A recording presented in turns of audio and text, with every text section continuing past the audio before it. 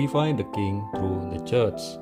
Semoga Allah yang adalah sumber ketekunan dan penghiburan mengaruniakan kerukunan kepada kamu, sesuai dengan kehendak Kristus Yesus, sehingga dengan satu hati dan satu suara kamu memuliakan Allah dan Bapa Tuhan kita, Yesus Kristus. Roma 15 ayat 5-6. Welcome December 2022. Wow, tanpa terasa sekarang kita sudah masuk bulan Desember 2022. Tema renungan bulan Desember 2022 ini adalah Glorifying the King through the Church, memuliakan Sang Raja lewat gereja. Apakah hari-hari ini gereja benar-benar memuliakan Sang Raja? Hari ini kita akan belajar tentang siapa itu gereja dan apa pengaruh gereja bagi dunia. Kita juga belajar tentang nasihat Rasul Paulus kepada jemaat di Roma. Yang pertama, siapakah gereja itu? 1 Korintus 3 ayat 16. Tidak tahukah kamu bahwa kamu adalah bait Allah dan bahwa roh Allah diam di dalam kamu? Pernyataan ini sangat penting bagi kita. Sudah seharusnya kita benar-benar memperhatikan keadaan kita masing-masing. Seharusnya kita mulai menyadari bahwa diri kita adalah bait Allah dan roh Allah bertakhta di kehidupan kita. Artinya, kita sebenarnya adalah gereja.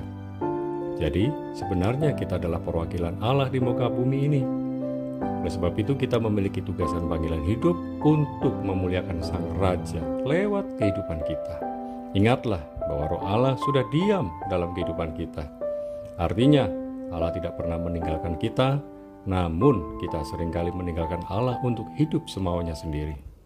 Milikilah komitmen untuk selalu hidup dipimpin roh Allah dan hidup memuliakan Sang Raja. Yang kedua, apa pengaruh gereja bagi dunia? Matius 5 ayat 13-16. Matius menyatakan bahwa kita adalah garam dan terang dunia. Garam itu sekalipun sedikit atau kecil, namun punya pengaruh dalam banyak hal di kehidupan manusia. Demikian pula terang itu tampak nyata di tengah kegelapan. Jadi, jika garam kita tidak asin, maka kehidupan kita tidak punya pengaruh apa-apa bagi dunia ini.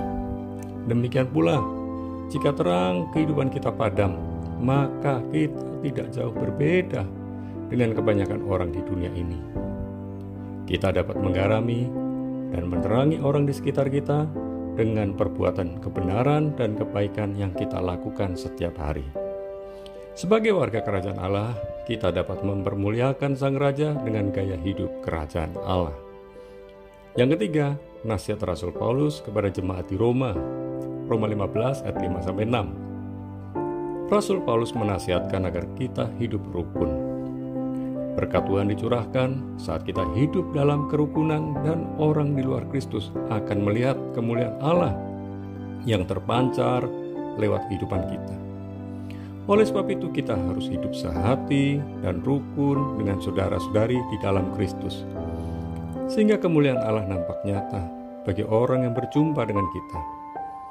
Mari jalani hari ini dengan tujuan hidup memuliakan Sang Raja dan persiapkan diri memasuki tahun 2023 dengan hidup semakin melekat erat dan dengan Sang Raja kemuliaan.